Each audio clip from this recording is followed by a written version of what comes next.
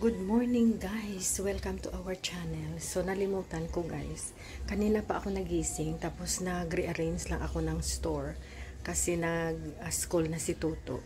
Tapos si April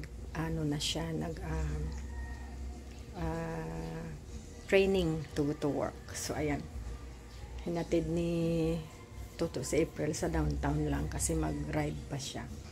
Ngayon guys, kami na lang ni Daddy. Si Daddy tulog pa. Tapos hindi ko na malayan kasi marami akong ginagawa na paperwork ko. Hindi ko pa yan guys na fully recheck. So recheck ko naman kasi ito muna yung ginagawa ko, yung budget namin for the next year. So tapos kumain ako guys. Hindi ko na napakita sa inyo. But anyway, kumain ako kasi nagutom ako guys. At actually, uminom ako na ang tablet ko.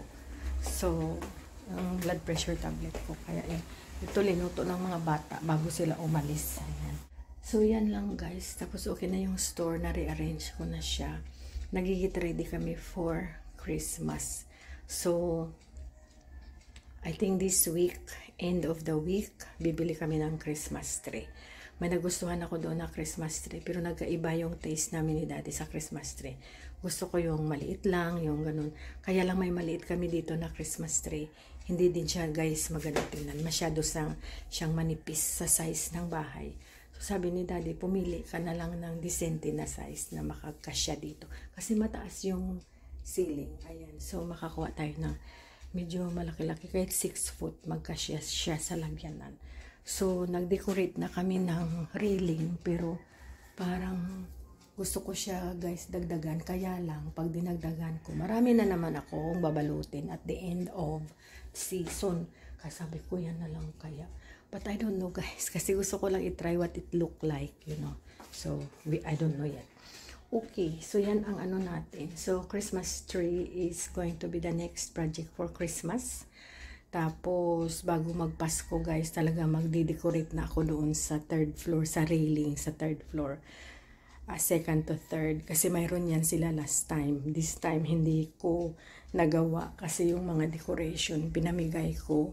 Para hindi ko sila bet, kaya lang nandyan na sila pag-uwi namin. So, go na lang. So, this time, magpili ako guys ng malagay ko dyan na makip ko siya for years naman to come. Diba? So, yun ang ano ko.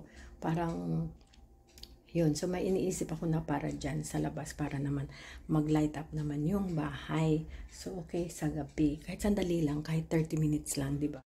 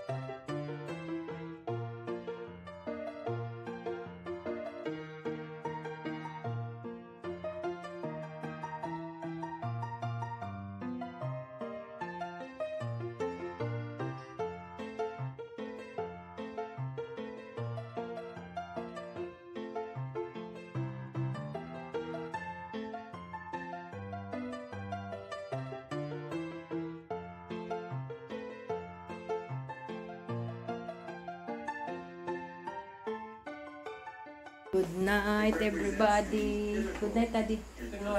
Ay, Daddy nanonood. Wow, you're looking good. Ang ano ba? Christmas tree. Christmas tree. Christmas decors. Bye, guys. Thank you for watching. Bye-bye now.